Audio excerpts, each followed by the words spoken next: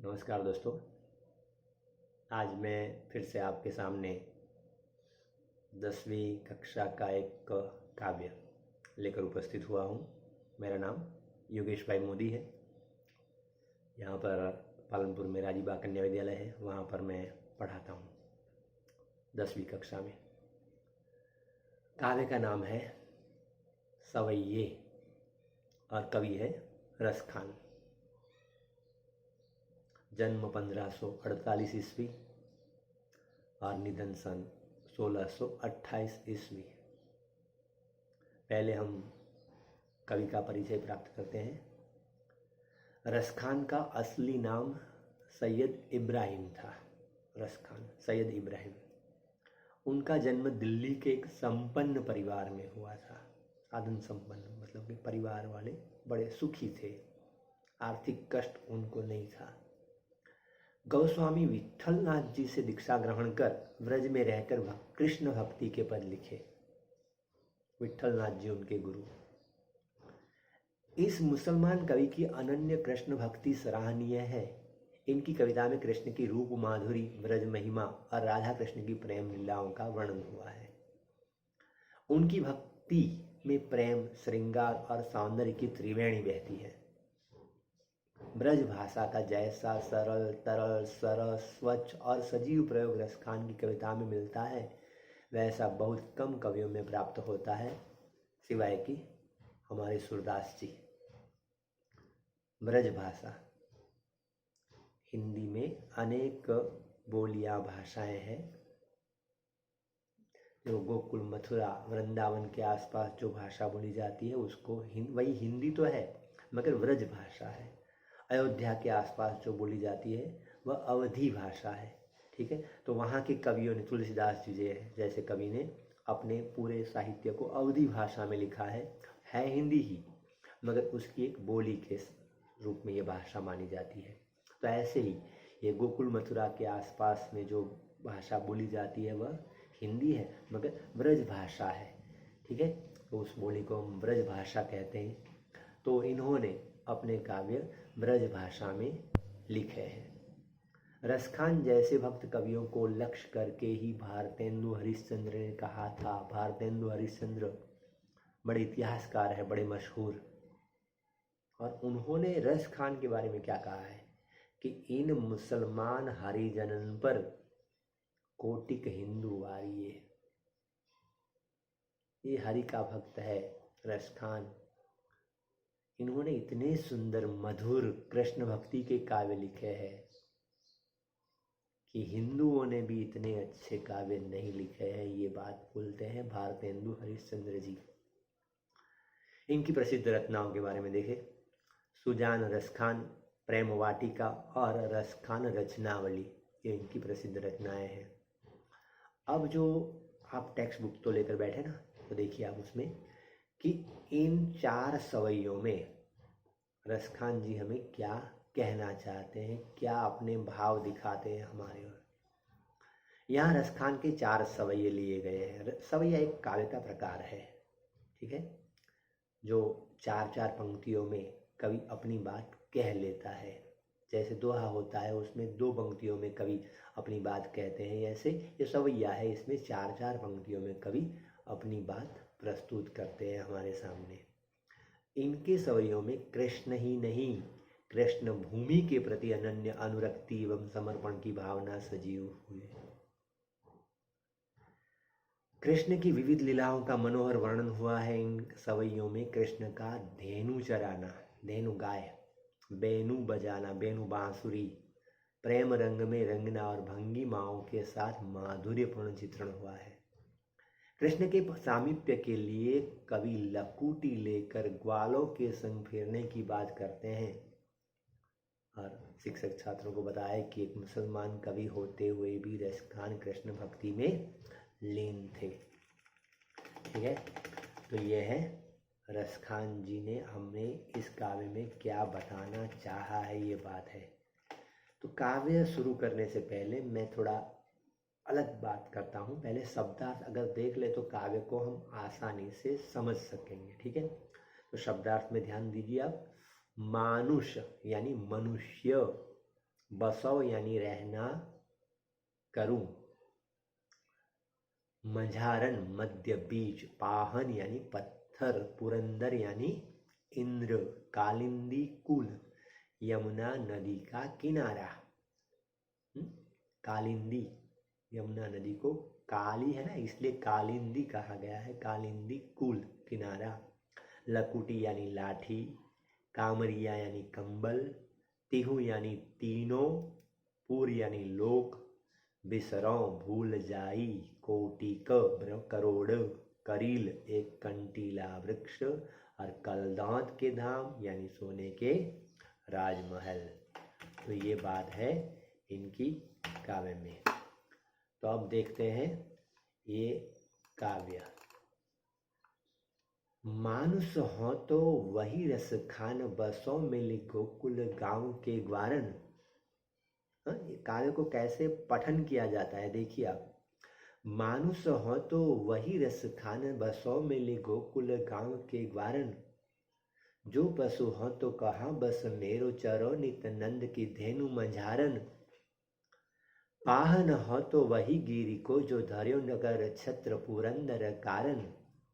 जो खग हो तो बसोरो बसेरो करो, मिली कालिंदी कुल कदम्ब की डारन। पहला सवैया है, देख लेते हैं पहले इसमें क्या कवि कहना चाहते हैं। कवि कहते हैं कि हे कृष्ण, हे कन्हैया, कृष्ण भक्त है, कहते हैं कि मैं ऐसे आपके साथ जुड़ना चाहता हूं। कैसे? कि मानुष हो तो वही रस खान। रस खान जी ने अपना नाम, मैंने बोला था ना पिछले काव्य में कि ये जो मध्यकालीन कवि है, इन्होंने कहीं न कहीं अपना नाम अवश्य डाला है। तो यहाँ पर भी देखिए, मानुष हो तो वही रस खान। रस खान जी कहते हैं कि हे कन्हैया, हे कृष्ण, अगर मनुष्य के रूप में मेरा जन्म हो तो मैं कहाँ पर रहना चाहता हूँ? बसौ मिली गोकुल गांव के ग्वारन। गोकुल गांव के जो ग्वाले हैं उनके बीच में मैं रहना चाहता हूँ। इस प्रकार मैं तुम्हारा सामीप्य, समीपता चाहता हूँ। जो पशु हो तो कहाँ बस मेरो। हाँ, पशु है, उसका अपना बस नहीं चलता है, उसका मालिक जैसे करता है, कहता है, करता है, वैसे उसको रहना पड़ता है। जो पशु हो तो कहाँ बस मेरो, फिर भी चरो नित नंद की धेनु मंझारन। नंद राजा की जो गाय हैं उनके बीच में मैं चरना चाहता हूँ। इस प्रकार हे कन्हैया, मैं तुम्हारे निकट रहना चाहता हूँ। पाहन हो तो वही गिरी को, गिरिधर गोवर्धन पर्वत को धारण किया ना, उसकी बात यहाँ पर लेकर आए हैं रस खान जी। कहते हैं पाहन हो तो वही गिरी को, जो धर्यो कर छत्र पुरंदर कारण। जिस गोवर्धन पर्वत को छत्र की तरह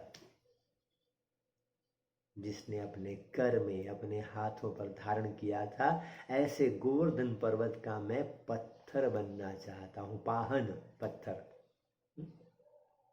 और जो खग हो तो बसेरो करो, मिली कालिंदी कुल कदम्ब की डारन। अगर खग यानी पक्षी के रूप में मेरा जन्म हो तो बसेरो कहाँ पर करना चाहता हूँ, कहाँ पर मैं रहना चाहता हूँ? कालिंदी कुल कदम्ब की डाल। कालिंदी नदी जो है, यमुना काली है इसलिए बोलते हैं कालिंदी। उस नदी के किनारे पर जो कदम्ब का पेड़ है, जहाँ पर कृष्ण है, आप कृष्ण आपने जहाँ पर अपनी बाल लीलाएं की है, ऐसे कदम्ब की डाली पर मैं अपना बसेरा करना चाहता हूँ, मैं रहना चाहता हूँ। इस प्रकार मैं हमेशा आपके पास रहना चाहता हूँ, मनुष्य के रूप में गोकुल के गांव के ग्वालों के बीच में, पशु के रूप में नंद राजा की गायों के बीच में, पत्थर के रूप में गोवर्धन पर्वत का जो पत्थर बनकर मैं आपके पास रहूँगा। और अगर पक्षी के रूप में मेरा जन्म हो तो मैं यमुना नदी के किनारे पर, कालिंदी नदी के किनारे पर जो कदम का पेड़ है उसके ऊपर, उसकी डाली पर मैं बसेरा करना चाहता हूँ। इस प्रकार मैं, हे कन्हैया, आपकी जहाँ जहाँ बाल लीलाएं हुई है मैं वहाँ पर रहना चाहता हूँ। मगर इस प्रकार मैं आपसे नज़दीक रहना चाहता हूँ, जुड़ना चाहता हूँ। ये था पहला सवैया। दूसरे सवैया में कवि क्या कहते हैं रसखान जी, या लकुटी अरु कामरिया पर राजती हूँ पुर को तजी डारो, आठहो सिद्धि नवो निधि को सुख, नंद की धेनु चराय बिसारो, रस खान कबो इन आखन सो ब्रज के बन बाग तड़ाग निहारो, कोटि कहूँ कल धौत के धाम करिल के कुंजन ऊपर वारो। कान कैसे पढ़ते हैं देखिए, उसका लय है, उसको लय को एंजॉय करो आप यार, उसमें डूब जाओ। देखते हैं क्या कहना चाहते हैं। या लकुटी अरु कामरी या पर, हे कन्हैया तुम्हारी लकुटी लाठी जो है ना छोटी सी, और जो कंबल तुमने ओढ़ा है, उसके ऊपर मैं राजती हूँ पुर को तजी डारो। तीनों लोग, धरती लोग, पाताल लोग, स्वर्ग लोग, तीनों का राज में तजने को तैयार हूँ अगर ये मुझे मिल जाए।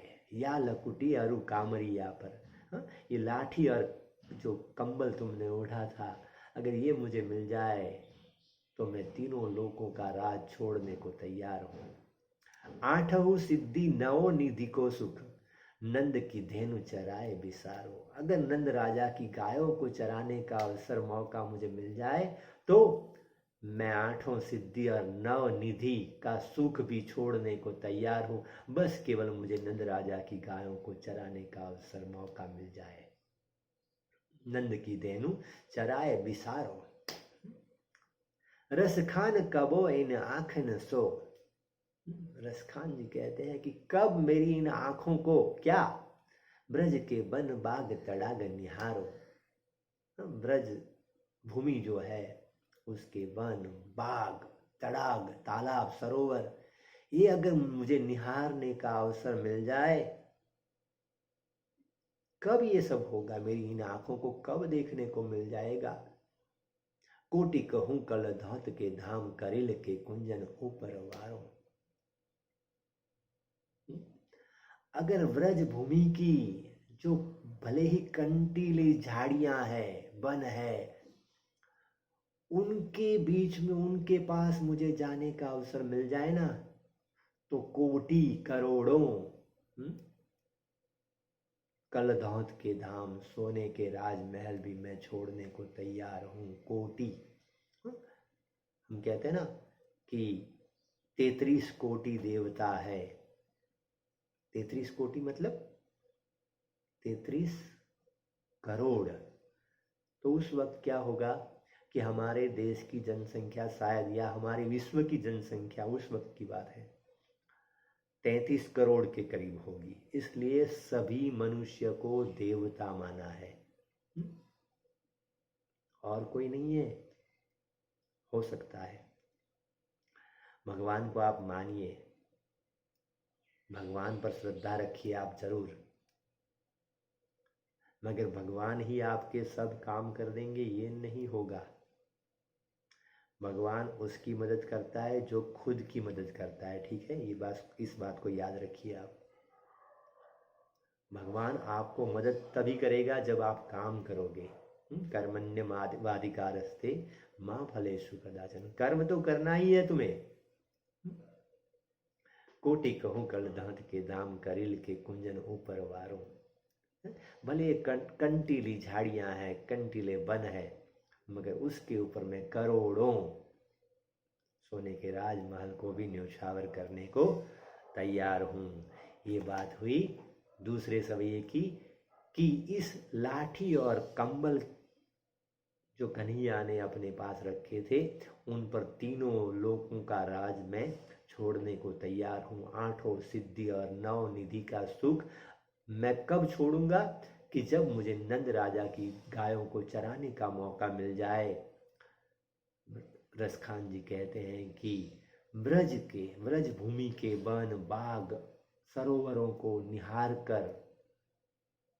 निहारने का जब कब मुझे ऐसा मौका मिलेगा, मेरी इन आँखों को, अगर ये मौका मुझे मिल गया, ये अवसर जो अगर मुझे मिल गए कि ब्रजभूमि के जो कंटीले झाड़ी वन है ये सब मुझे देखने को मिल गए, तो मैं करोड़ों सोने के कल धौत के दाम सोने के राजमहल भी हूँ मैं छोड़ने को तैयार हूँ।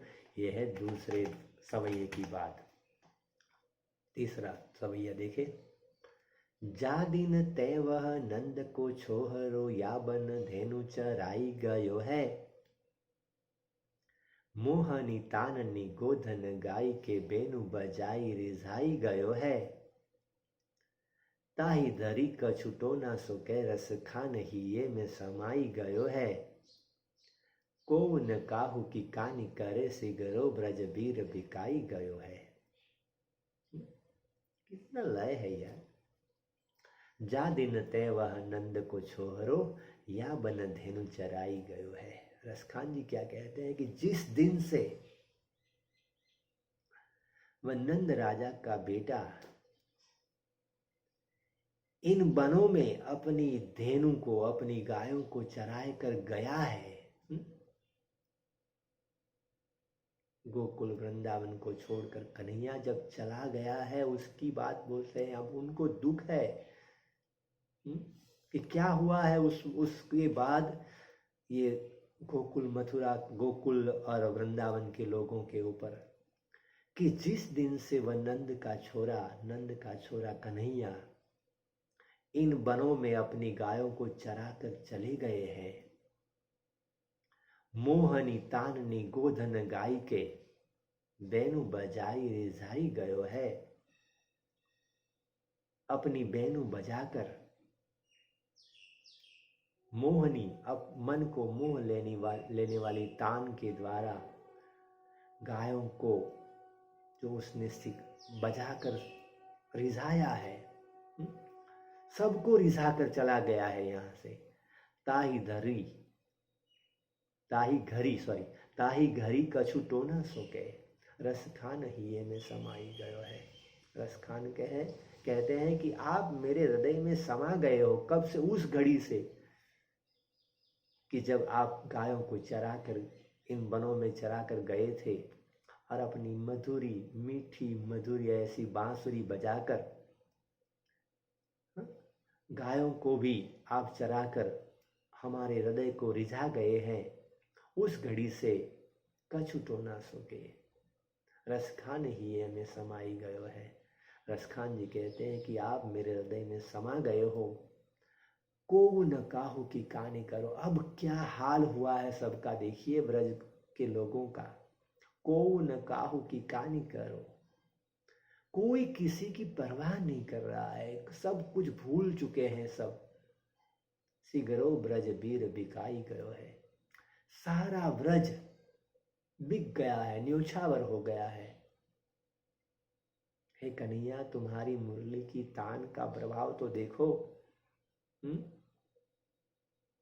तुम्हारी लीलाओं का प्रभाव तो देखो कि सारे ब्रज के लोग अब कुछ उनको सूझता नहीं है कि क्या करे, बस सब आपके ऊपर न्योछावर हो गए हैं।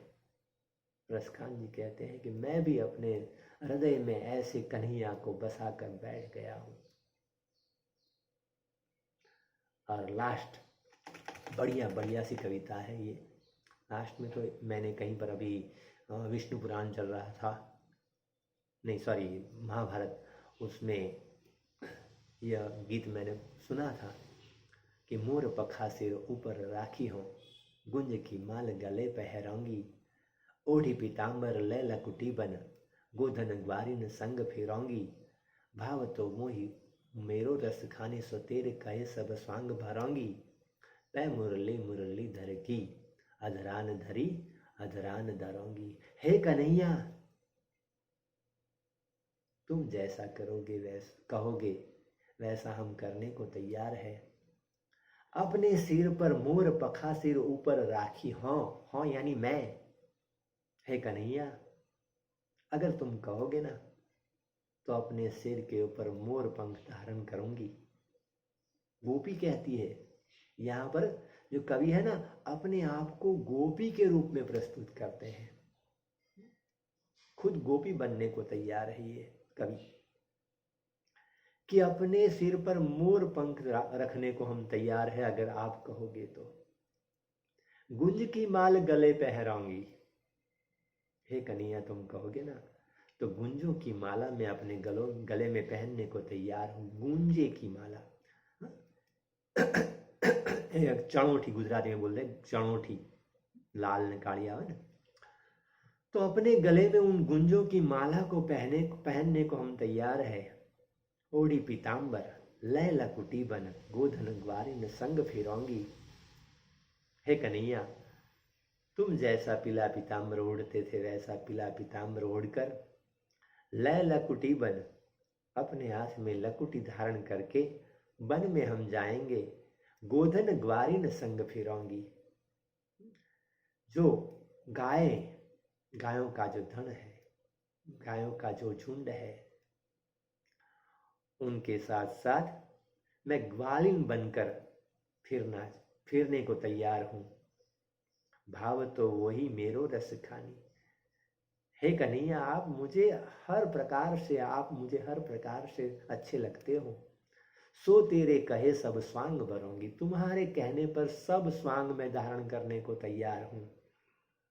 पर मैं मुरली मुरली धर की अधरा न धरी, अधरा न धरूंगी। परंतु हे कन्हैया, जिस मुरली को पै मुरली मुरली धर की, हे कन्हैया, जिस मुरली को आपने अपने होठों पर धारण किया था, अधरा न धरी, आपने अपने होठों पर धारण किया था, अधरा न धरूंगी। हे कन्हैया, मैं उसे अपने होठों पर रखकर जूठी करना नहीं चाहूंगी, अपने होठों पर धारण नहीं करूंगी। तुम जो कहोगे वैसा मैं स्वांग धारण करने को तैयार हूं। अपने सिर पर मोर मुकुट रखने को तैयार है हम। तुम कहो तो गले में गूंजों की माला पहनेंगे हम। पीला पीताम्बर ओढ़कर, लकुटी अपने हाथ में धारण करके, गायों के बीच ग्वालिन बनकर फिरने को हम तैयार है।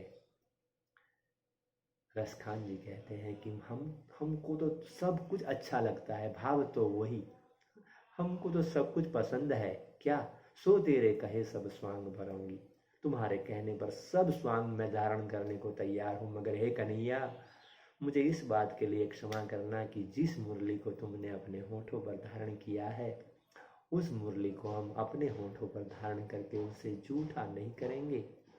ये है कन्हैया और रसखान की बात। रसखान जी कहते हैं कि हे कन्हैया, आप मेरे हृदय में रहिए, आप मेरे निकट रहिए, मैं हमेशा आपको अपने हृदय में बसाना चाहता हूँ। ये बात है रसखान जी की सवैये में। ठीक है, मेरे स्टूडेंट्स के लिए एक खास बात है कि आपको इस काव्य का स्वाध्याय करना है। एक खास बात, अगर आप 10वीं कक्षा में पढ़ते हैं और आपको बोर्ड की एग्ज़ाम देनी है, तो मैं चाहता हूं कि आप अपने पास स्वाध्याय पोथी अवश्य रखें। हाँ?